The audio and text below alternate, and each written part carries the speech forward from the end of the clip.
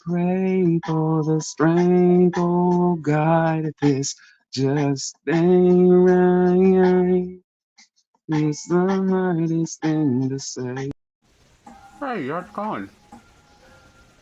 No, I didn't. I didn't plan on taking my mask off. I don't know how much it'll help. Okay, well, if you must,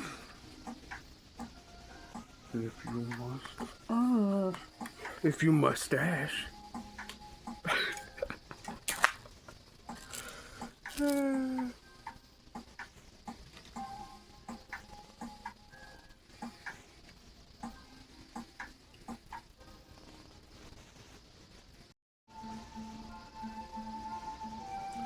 Huh. I said, fuck, I'm saying. They want me to suffer a succotash. Y'all think that that's real to me? You faker than this mustache.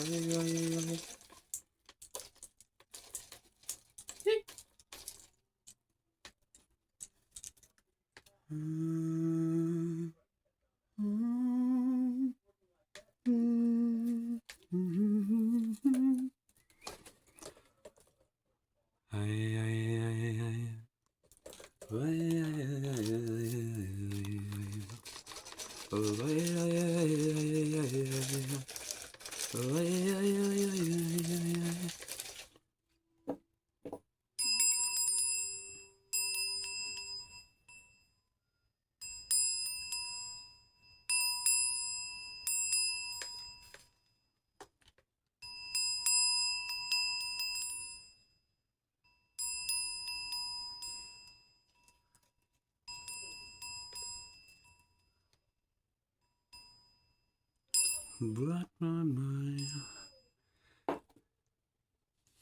bells will be ringing.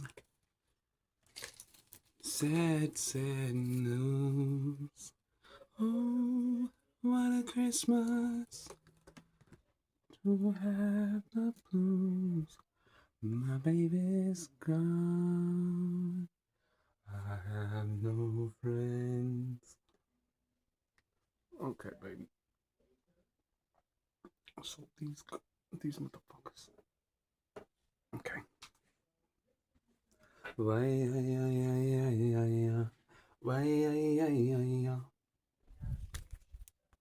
it's a journey. Yeah, so why is that mindset of continuous growth so important, do you think? Well, it points to what's called a growth mindset. This idea that our abilities and understanding aren't fixed, but they can be developed through hard work and learning. Okay. Think about how limiting it can be to believe that we're just stuck with our current limitations. But when you embrace this idea of continuous improvement, it gives you a sense of agency and hope. Who's committing? Stand up if you're ready for someone to do something unexpected, to make a miracle. Let us link hands in prayer and in heart. You have to understand, together, the idea is stronger together, right? Just like prayer is stronger together. That's why monks meditate together. These are the things, especially when you come together on a positive purpose.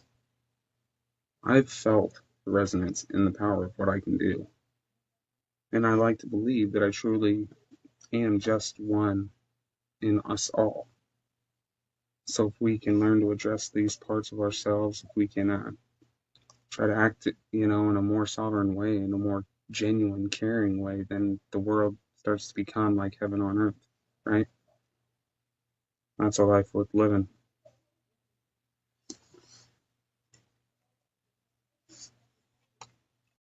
Something you need to understand about me is I don't tie myself to any linear way of thinking. Just the way it's supposed to be is the way that I do it. And I recommend you do the same. You can research, and even if you pull up what is fact, I feel that's all subjective to the individual. Because look at it here. Look, you can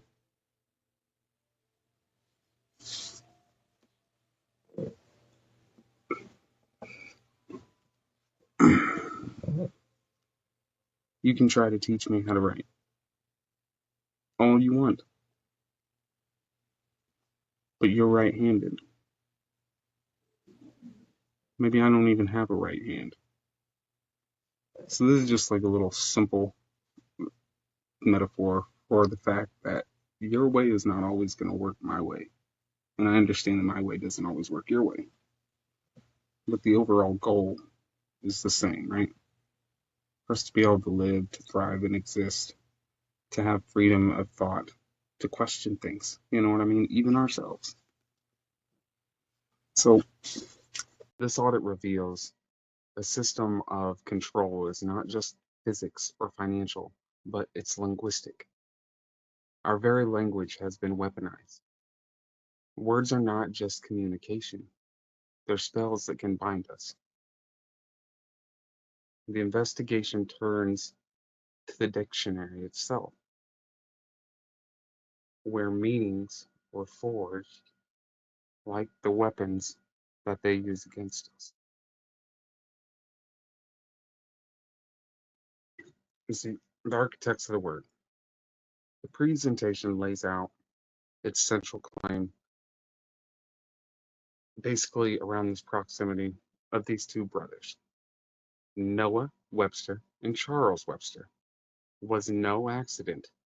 The codifying of our language and the codifying of our spiritual lie are deeply and deliberately connected. We are going to be talking about the Webster of definitions, the web of lies, the shadow in the water, and much more. I'm going to start us off with a nice little video.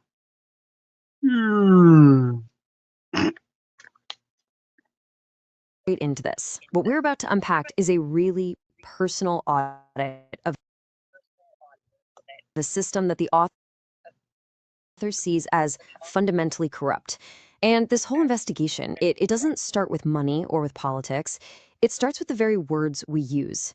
It's a deep dive into a web of control, what the author calls a Webster of lies. No more grief and pain, and I'll be happy.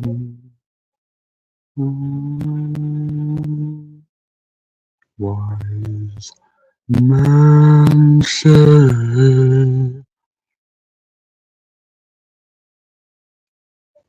on the force crashing, but I just can't help falling with you. I'm not special, you know. I just took the time to write this shit down and, put it into a written form. Writing is a very simple but powerful tool. What would you think if you learned that some of the most important scientific research of the century may have been based on fraud? Or if not fraud, criminal experimentation on children funded by the taxpayer? What if you learned that the results of this research are exerting a profound influence on our society today, ranging from how we deal with sex offenders to how, when, and what our children are being taught about sex, not to mention why? This is me doing surgery, motherfucker. No, this is me doing surgery.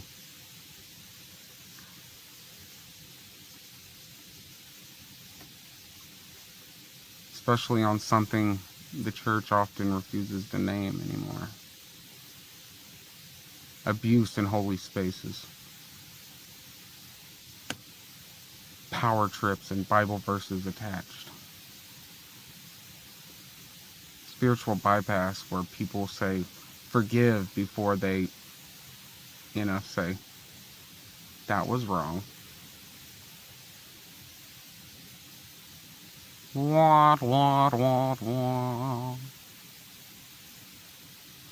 You know, the jesters say exactly what everyone else is screaming inside out. I'm not mocking God. I'm just mocking the counterfeits who would profit off of nonsense.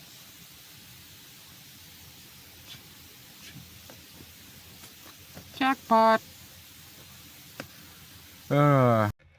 Indigenous history reminds us, long before nations, long before borders, long before authoritarian optic, there was sovereignty. Simple, not as a law, but as a relationship.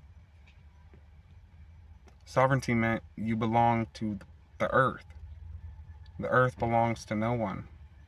Agreements bind the spirit. Truth travels through story. And freedom is inherited.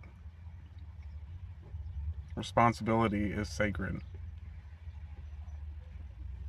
See, colonization didn't just steal land, it stole optics.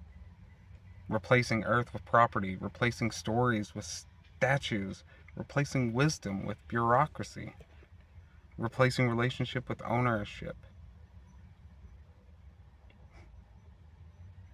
Your awakening, your ritual of return is not psychological, it's an ancestral awakening.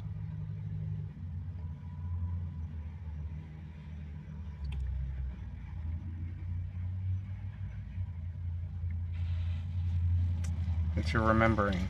The governance older than the government.